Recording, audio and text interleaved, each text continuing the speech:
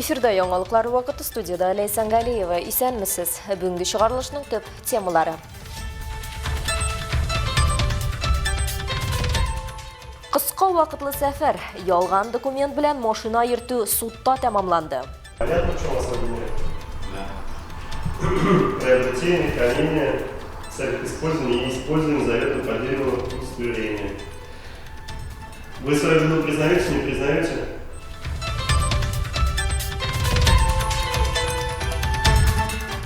Лимонад фән фестивале.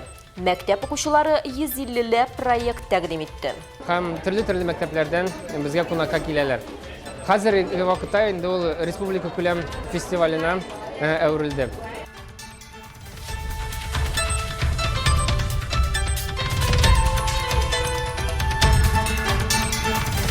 Мәгърифәт кызгысы. Әлмәттә төбәк театр фестивале узды. Айырып кына да әйтә булмый, һәрберсе талантлы укытучыларына бик зур рәхмәт, тәрбиячеләренә бик зур рәхмәт.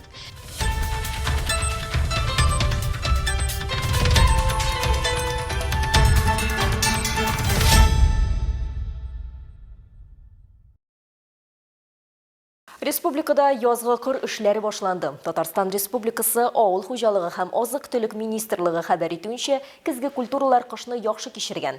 485 мең гектарның 97% яхшы һәм канәгатьләндерерлек хәлдә. Уҗымнарны һәм күп еллык үләннәрне тукландыру тәмамланып килә диярлек. Шулар белән бергә чәчүләрне сөрү эшләре дә бара. Белгечләр шулай ук чәчү темпларын тизләтүнең мөһимлеге турында да ассызыкладылар. 19 апрельгә Әлмәт районы кырларында 4788 гектар уҗым һәм 1420 гектар күп еллык үләннәр тукландырылган.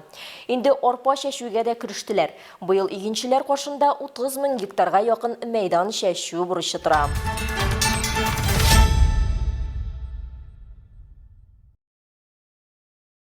Әлмәтле ялган машина йөртүче таныклыгы заказ биргән. Озакта уйламыйча руль артына утырып йөри башлаган. Ләкин ерак китә алмаган. Аны полиция инспекторы туктатып җинаять эшендә гаепләгән. Шәһәр судында Россия Федерациясе җинаять кодексының 327 статьясы каралды. Аның ни белән тәмамланганын Алсу Әхмәтҗанова белә. Гражданин Российской Федерации? Образование? Ялган документ ясату судка китергән гаепләнүче Россия Федерациясе гражданины. Аңарда бер кайчанда чын машина йөртү таныклыгы булмаган. 24 яшьлек егет җиңел юлдан барасы иткән. Документны законсыз алу максатыннан WhatsApp кушымтасы аша машина йөртү таныклыгына заказ бирергә булган. Хезмәт әлбәттә бушлай түгел. Действия умышленные, то есть осознавая преступность и наказуемость своих действий, из личной заинтересованности заказал у неустановленного лица за заведомо подложенный официальный документ водительского удостоверения. Далее Фазулин в продолжении своего преступного умысла в указанное время и месте через банковское приложение, установленное в сотовом телефоне, перечислил на неустановленный счет неустановленного лица денежные средства в размере 47 500 рублей. Счет оплаты за приобретаемый заведомо поддельный документ водительского удостоверения. Түләгән акчасына була егет почта аша конвертта ялган машина йөртү таныклыгы ала. Шулай итеп егет машина йөртү таныклыгының псевдо хукуклы хуҗасы була. Димәк, рульгә дә вакыт. Озак йөригенә алмаган. Азнакай Түбән Мактама автомобиль юлының 36 километрында юл хәрәкәте иминлеге дәүләт инспекциясе инспекторы тарафыннан туктатылган һәм документларны тикшерү барышында гражданинның җинаять эшенә катышлы булуы ачыкланган. Понятно, в чем особенность? Приобретение, хранение, целях использования и использования заведомо поддельного удостоверения. Вы свою вину признаете, не признаете? Признаю. Полностью? Җинаять эше материалларын өйрәнү кирәклеге сәбәпле суд 20 апрельгә күчерелде. Алсу Әхмәтҗанова, Олег Павлов, Яңалыклар вакыты, Луч, Әлмәт телекомпаниясе. Әлмәтнең беренче лицей-интернат базасында чираттагы тапкыр Лимонад фән фестивале узды. Мәктәп укучылары өчен фән бәйрәменә әверелгән чара 8 Татарстан шәһәреннән талантлы 237 яшь тикшеренүчене берләштерде. Алар физика, математика, химия, биология һәм тарих буенча 150 проект тәкъдим итте. Фәннәрегез тәмле булсын, пускай наука будет действительно со вкусом, успехов, удачи. Укучылар барлык катнашучыларга фән дөньясына чумарга мөмкинлек биргән мавыктыргыч һәм танып белү проектлары әзерләгәндә. Катнашучыларны Мәгариф идарәсе җитәкчесе Ирина Павловская һәм Татнефть хәйрия фонды директоры Эльмира Газизова сәламләде. Алар үз чыгышында тулаем алганда фәннең әһәмияте һәм аның кешелек дөньясы үсешендәге роли турында ассызыклады. Фестиваль беренче лицей-интернатта барлыкка килә. Быел ул Татнефть компаниясенең Энергия добра грантына да үткәрелә. Безнең турында күпчелек балалар беләләр һәм ел дәверендә әзерләнәләр бу фестивальгә һәм төрле мәктәпләрдән безгә кунакка киләләр. Хәзерге вакытта инде ул республика күләм фестиваленә әверелде. Һәм безгә ул аеруча безнең укучыларыбызның башка балалар белән аралашып, аларның нинди проектлары белән эшләгәннәрен һәм фәнни өлкә белән кызыксынуларын арттырыр өчен. Күргәзмәдә физика буенча интерактив экспериментлар, оригиналь математик бурычлар, химик тәҗрибәләр, экология һәм биология буенча тикшеренүләр, тере организмнар турында гаҗәеп фактларны да күрергә мөмкин иде. Химия, биология, математика һәм әлбәттә инде гомумиләштереп алганда экология.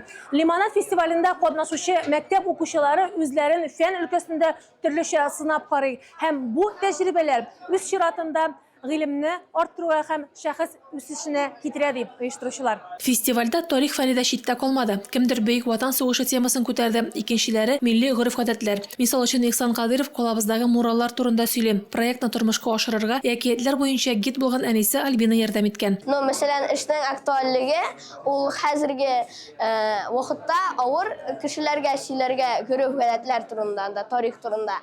Мураллар аркылы күпкә җиңелрәк. Лимонад фестивале укучыларның да түгел, укытучыларны, ата-аналарны һәм барлык фән сөючеләрне дә берләштерде. Оештыручылар бай эчтәлекле программа әзерләгәннәр иде. Ул кунакларга белемнәрен тирәнәйтергә һәм фәнни фикерләрне үстерергә мөмкинлек тудыручы җирлек дип саный күпләр. Радифа Нугманова, Рамил Базардинов, Яңалыклар вакыты, Луч, Әлмәт телекомпаниясе. Әлмәт музыка клиентендә хор номинациясе буенча яшь музыкантларның Фәрит Яруллин исемендәге Ачык Республика бәйгесе узды. Бу традицион очрашу ул ел сайын балалар музыка һәм сәнгать мәктәпләре укучылары арасында уза. Быел безгә Ознакай, Бөгелмә, Нурлаттан коллективлар килде. Жюри рәисе Татарстан Республикасының атказанган мәдәният хезмәткәре, Түбән Кама музыка клиенты педагогы Зинаида Попова сүзләренә караганда, мондый очрашулар тәҗрибә уртаклашу өчен шәп мәйданчык булып тора. Һәм бергәләп башкару сәнгатенең бүгенгә кадәр саклануында бердәм яңгыраш энергиясе көче тора диде ул. Хоровое искусство, оно живет. Вот даже сегодня это был по-настоящему праздник. Дело в том, что хор – это вместе, это единение. Ансамбль в переводе с французского – это вместе. И вот это единение мы сегодня услышали на сцене, в зале. И между залом и сценой это было единение, это было вместе. Мы жили вместе с ними, мы дышали вместе с ними, а программы были замечательные.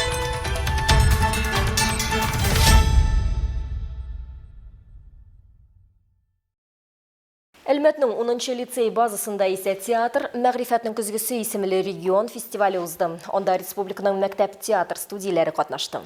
Театр мәгърифәтнең көзгесе әнә шушы исем астында уза торган мәктәп укучылары арасындагы театр фестивале башта шәһәр һәм муниципаль этабында булса, бүген инде үз кысаларында ул тирә күрше районнарны да берләштерде. 10-нчы лицей актлар залын бу көнне татар теле яңгырашы бизәде. Әлмәт, Кама тамагы, Минзәлә, Актаныш һәм Урысу бистәләреннән килгән театр коллективлары дистанцион рәвештә узган беренче турдан сойлап алынган төркемнәр. Алар белән бергә үз эшләрен драма әсәрләренә иллюстрация номинациясендә катнашучылар да җибәрә. Рәсем сәнгатендә 11 җиңүче сайлап алына. Әлмәт мәгариф идарәсендә Сафина Лера Расыховна методист булып эшләгән иде милли эшләр буенча. Бу конкурска бәйгегә ул нигез салган иде. Ул муниципаль дәрәҗәдә үтә иде. Лера Расыховна эштән киткәч, аңа игътибар ничектер кимәде. Һәм мин инде инициатива белдереп, шушы бәйгенең масштабларын арттырып, регион күләм ясап, үзебездә оештырырга булдым. Сайлап чакырылган кунак коллективлар сәхнәдә үз сәләтләрен тулысынча ача алды ди жюри әгъзалары. Аларның эшләрен Ризадин Фәхретдин мемориаль музее директоры Татарстан Республикасының атказанган мәдәният хезмәткәре Диләрә Гыймранова, Татарстан Республикасының атказанган артисты Рима Агасина, мәгариф идарәсе методисты Зөлфия Фатыйхова һәм 10-нчы лицейның татар теле укытучылары бәяләде. Театр яктылыкка нурга илтә, кирәк юлга җибәрмәй. Уңга илтә. Шулай булгач, бу балаларның киләчәге һәр вакытны якты булыр дип өметләнәм. Һәр берсе аерып кына да әйтә булмый, һәр берсе талантлы, укытучыларына бик зур рәхмәт, тәрбиячеләренә бик зур рәхмәт. Аннан бүгін әлі тіл мәселесінде де шундый матур итеп татарча сөйлейлер. Сокланып отырдым. Тіл югала диләр. Югалмый безнең телебез шушындый акыллы, тәрбияле балалар булганда нигә югалсын ул? Балалар зур булмаган сәхнә күренешләре һәм монологлар тәкъдим итте. Һәр берсендә театр сәнгатенә туган телгән мәхәббәт барлыгы күренеп тора. Коллективлар бик әзерләнеп килгәннәр, бик матур чыгышларның. Шулай ук декорациядә киемнәре дә бик матур. Берсендә елап утырдык, берсендә көлеп утырдык. Без үзебез Мирсәя Әмирнең Миңли Камал драмасыннан Миңли Камал монологы белән килгән идек. Үземнең укучым да бик матур чыгыш ясады. Нәтиҗәсе дә булыр дигән өметтә торамын. Театр инде ул туган телебезне саклау чарасы да шул ук вакытта бигрәк тә бүгенге көндә актуаль булган ул тәрбия чарасы. Без инде әле мәктәптә тагын кичкенә балаларның да төркемнәре бар. Алар белән Фатих Хөснинең Малай белән Солдат әзерләп менә тамашачыларга күрсәтәбез. Фестивальдә бер юлы 2 коллектив Минзәлә районының Тауасты бойлары мәктәбе һәм Каматамагы районының Олы Карели мәктәбе гран-при алды. Кунакларның башкалары үз номинация һәм төркемнәрендә 1 һәм 3 урыннарны бүлеште. Рәдифә Нугманова, Рамил Базардинов, Яңалыклар вакыты, Луч, Әлмәт телекомпаниясе.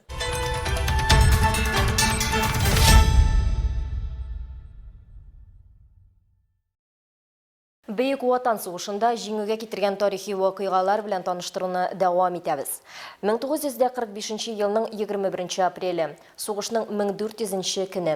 Бу көнне 80 ел элек 1 Белорус фронты гаскәрләре Одер елгасыннан көнбатыштарак һөҗүм сугышлары алып бара һәм Берлинның төньяк һәм төньяк-көнчыгыш шәһәрләрендә сугышлар башлана.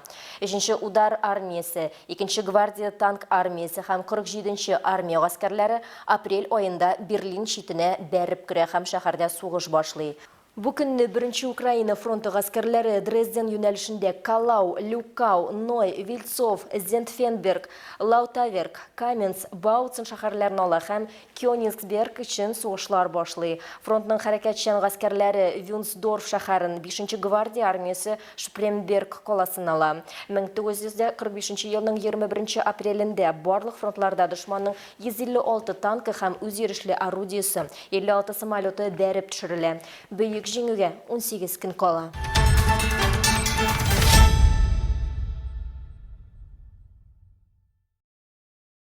Якшәмбе 20 апрель көнне православие динен тотучылар өчен иң зур бәйрәмнәрнең берсе – Пасха, олы көн булды. Бу көнне барлык чиркәүләрдә тантаналы гыйбадәтләр узды. Христиан дине халкы бәйрәм өстәленә җыелып, сыйлана торган көн. Әлмәт балалар йортында тәрбияләнүчеләр өчен дә олы көн уңайыннан махсус күмәчләр, куличлар әзерләнгәннәр.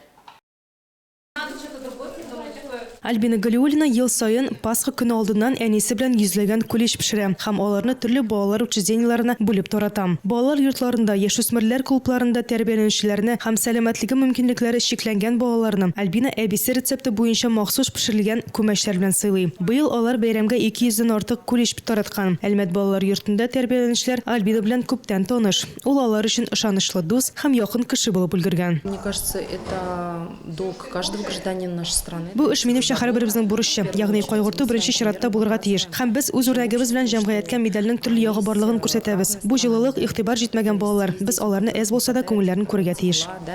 Доброты, то есть мы должны это прививать. Бу көнне Тайсуган мәктәбе педагоглары да балалар йортында тәрбияләнүчеләрне сөендерергә килде. Монда килү идеясе мәктәп укучыларыннан килеп ирешкән. Алар иң элек мәктәпләрендә хәйрия ярминкәсе үткәргәннәр. Шунда җыелган акчага укытучылар укучылар белән берлектә күчтәнәчләр сатып алган. Шулай итеп алар игътибарга, җылылыкка һәм мәхәббәткә мохтаҗ һәр баланы сөендерде. Бу минемчә бик изге эш. Балаларга да, балаларның әтиеңләренә дә үткәргән мәктәбебезнең администрациясенә дә әҗер саваплары булсын. Балалар өчен дә, монда үскән балалар өчен дә бик күңелле чара дип уйлыйм. Чөнки бит инде шулай яңа кешеләр килеп, шулай тәмнишкәләр белән кисәләр, аларның да кәйфләре күтәрелер дип. Я тут, получается, недавно нахожусь. Мин монда күптән түгел яши башладым һәм безгә кунаклар еш килә. Бу һәрвакыт бик күңелле һәм рәхәт. Это всегда очень приятно и тепло. Очрашудан соң балалар бүләкләрен күтәреп тизрәк тәмләп карарга ашыкты. Ә кунакларга балалар йортын карап чыгарга тәкъдим иттеләр. Алсу Әхмәтҗанова, Олег Павлов, Яңалыклар вакыты, Луч, Әлмәт телекомпаниясе.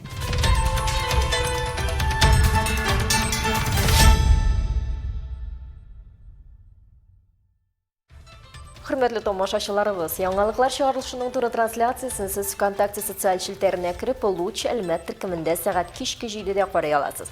Bizning eng qiziqli sirlarimizda rasmiy akkauntlarimizda o'rnashtirilgan. Bundan tashqari siz o'zingizda yangiliklar, aktual voqealar ham problemalar bilan o'rtoqlasha olasiz. Buning uchun ekranlaringizdagi sotama bo'yicha kucharga mumkin. Tibagi biz uchun sifatli ham muhim yangiliklarni birga bildirik. Bugungi yangiliklar shular edi. Kelasi topshiriqlarda uchrashguncha qadar